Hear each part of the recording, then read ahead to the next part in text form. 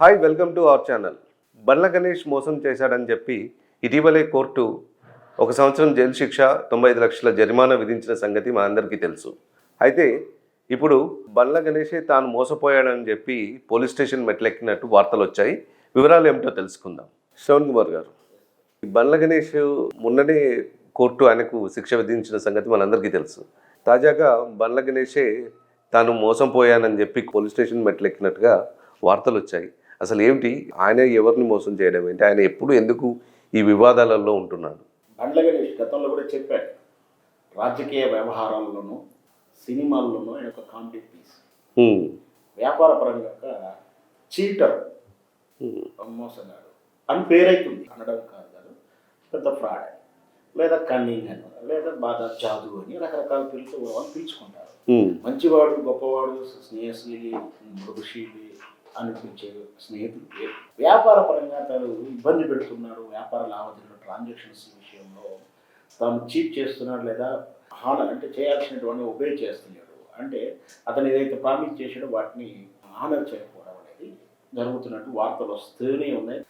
ఆ రోజు సచిన్ చోస్ అనే హీరో, మనకు తెలుసు, మాణిక్చంద్ వాళ్ళ కంపెనీ, వాళ్ళ సినిమా వ్యవహారాల్లో కూడా అతను కూడా చాలా వివాదం జరిగి చాలా దూరం వెళ్ళింది. అదొక రకంగా అండర్ వరల్డ్ మాఫియా డాన్లు లాంటి వాళ్ళు సెటిల్ చేశారు అంటూ రకరకాల వార్తలు వచ్చాయి. సరే, అదొక నేపథ్యం. ఇకపోతే మనకు కూడా తెలుసు, నిన్న కాక మొన్న కోర్టు కూడా చీట్ చేశావు అని చెప్పేసి కూడా తీర్పు అయితే ఇచ్చింది. తర్వాత పై కోర్టుకు వెళ్ళడం కూడా వెసులుబాటు ఇచ్చింది. ఇదే కాదు, దాంతకు ముందు వక్కంతం వంశీ గారు, రైటర్, టెంపర్ సినిమా విషయంలో కూడా కోర్టు దాకా వెళ్ళింది. అక్కడ కూడా పెనాల్టీ పడింది, అక్కడ కూడా శిక్ష పడింది చెక్ బౌన్స్ విషయంలో. బండ్ల గణేష్ మోసగాడు, మోసం చేశాడని ఇంతవరకు విన్నటువంటి మనం ఈరోజు తాను మోసపోయాడంటూ కోర్టు పోలీస్ స్టేషన్ మెట్లు ఎక్కాడు జూబ్లీ హిల్స్లో. విషయం ఏంటంటే, అతను కుమారుడు ఫిర్యాదు చేశాడు. బండ్ల గణేష్ అయితేనేమి కుమారుడితో ఒక ఇల్లును కొన్నాడు. అది ఈడీ ఎన్ఫోర్స్మెంట్ అటాచ్మెంట్లో ఉంది. అది మాకు తెలియకుండా మోసపూర్తిగా అన్నారు. ఇప్పుడు మమ్మల్ని ఖాళీ చేయమంటున్నారంటూ తాను ఫిర్యాదు చేస్తానికి వెళ్ళాడు. విషయం నేపథ్యం ఏంటంటే, మనకు తెలుసు, నహీరా షేక్ లేడీ హిరా గ్రూప్ పేరు మీద మనీ లాండరింగ్ ఎంత పాల్పడి సుమారు 5,000 కోట్లు అనుకుంటా, పెద్ద స్కామ్ అది. గ్రూప్ పేరు మీద జరిగినటువంటి మనీ ట్రాన్సాక్షన్స్ అవన్నీ కూడా money launder case, enforcement case, arrest అవ్వడం, వాళ్ళ ఆస్తులు అటాచ్మెంట్కి వెళ్ళడం కూడా జరిగింది. అది 3 రాష్ట్రాలకు కుదిరేసినటువంటి పెద్ద కేసు అది.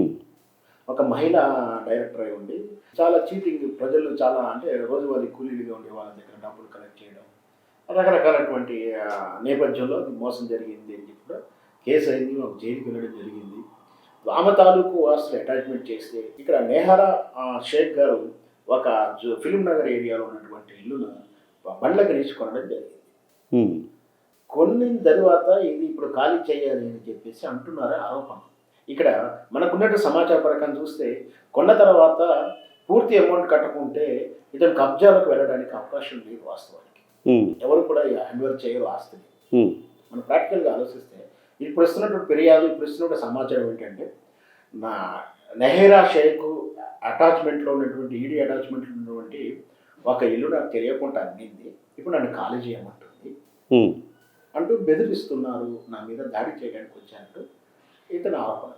అంటే ఒకసారి అమ్మిన తర్వాత, పూర్తిగా డబ్బులు లావాదేవీలు అయిపోయిన తర్వాత, ట్రాన్సాక్షన్స్ ఫిల్ అయిన తర్వాత, పూర్తి అమౌంట్ అయిన తర్వాతనే కబ్జాలోకి వెళ్తుంటారు సహజంగా. అయితే పూర్తిగా కబ్జాలోకి వెళ్లకుండానే, అంటే పూర్తిగా అమౌంట్ ఇవ్వకుండానే కబ్జాలోకి వెళ్ళాడని అర్థమవుతుంది ఇక్కడైతే.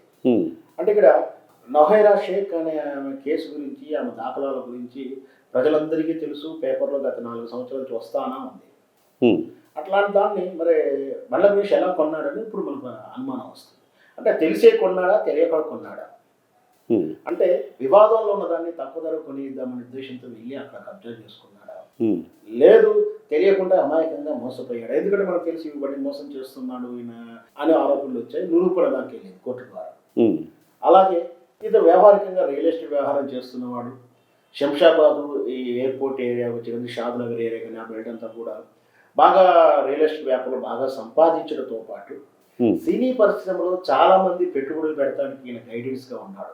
అంటే దాని తగ్గటువంటి సబ్జెక్టు అవగాహన ఉన్నవాడు. రియల్ ఎస్టేట్ వ్యాపారంలో ఎలాంటి భూములు కొనాలి, ఏ బిల్డింగ్ ఎలాంటి అవకాశాలు ఉన్నాయి మోసపోవడానికి, అంటే పూర్తి సమాచారం అవగాహన ఉంటే ఉంటుంది, నాలెడ్జ్ ఉంటుంది. ఉమ్, ఎందుకంటే సినిమా పరిశ్రమకి ఈయన ఒక గైడ్ లైన్ ఉండేవాడు. ఈయన ఒక ఏజెంట్గా పనిచేసిన కొన్నిటికి, Hmm. కొన్నిటికి వెండర్గా పనిచేశాడు, కొన్నిటికి కన్సల్టెంట్ సర్వీస్ ఇచ్చినటువంటి, అంటే అఫీషియల్గా ఇవ్వకుండా అన్అఫీషియల్గా ఇచ్చినా కూడా అంత నాలెడ్జ్ అంత బిజినెస్ చేసిన వాడు కేవలం ఒక నెహరా షేక్ చేతిలో మోసపోతాడా అనేది మనం అనుమానం వస్తుంది.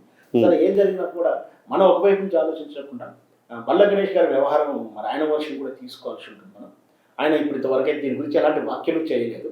ఉమ్, ఒకవేళ ఆయన చేస్తే ఇప్పుడు కొన్నాడు, ఇది తెలుసుకున్నాడా తెలియకున్నాడు, ఎందుకంటే కుంభకోణం ఎప్పుడో బయటకు వచ్చింది. ఉమ్, ఆ కుంభకోణం బయటకు వచ్చి వైరల్ అవుతున్నప్పుడు సామాన్య ప్రజలకు కూడా తెలవదంటే నమ్మొచ్చు, కానీ బండ్ల గణేష్ వాడు తెలియకపోవడం అనేది నమ్మడానికి వీలు లేని విషయం. ఉమ్, సరే అలా తెలిసినా కూడా ఇన్స్టాల్మెంట్ ప్రకారమే పేమెంట్ చేసుకుంటూ అందులోకి వెళ్ళాడా, ఏం జరిగినా కూడా ఆల్రెడీ 3 కోట్ల రూపాయల పేమెంట్ అయితే ఇచ్చానని కూడా వ్యవహారికంగా చెప్తున్నాడు. ఉమ్, ఫిర్యాదులో ఆ విధంగా ఉంది. మరి నిజంగా ఈయన మోసపోయాడా, తెలిసి మోసపోయాడా, తెలియకుండా మోసపోయాడా, ఇవన్నీ కూడా పూర్తి సమాచారం రావాల్సింది. మొత్తం మీద బండ్ల గణేష్ మల్కాజ్ నుంచి పోటీ చేస్తున్న తరుణంలో ఇప్పుడు బహుశా ఇట్లాంటి వివాదాలు తన చుట్టూ జరుపుకోవడం మంచి పరిణామం అయితే కాదు ఆయనకు.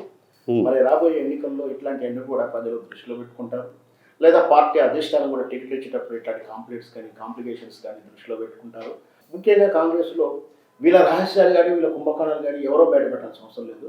వాళ్ళ అంతర్గతంగా ఉన్నటువంటి పార్టీ కార్యకర్తలు, పార్టీ పోటీదారులు, వాళ్ళ కాంపిటీషన్ ఉన్నటువంటి లీడర్సే వీళ్ళ స్కామ్లు స్కీములు అన్నీ కూడా బయట పెడుతుంటారు.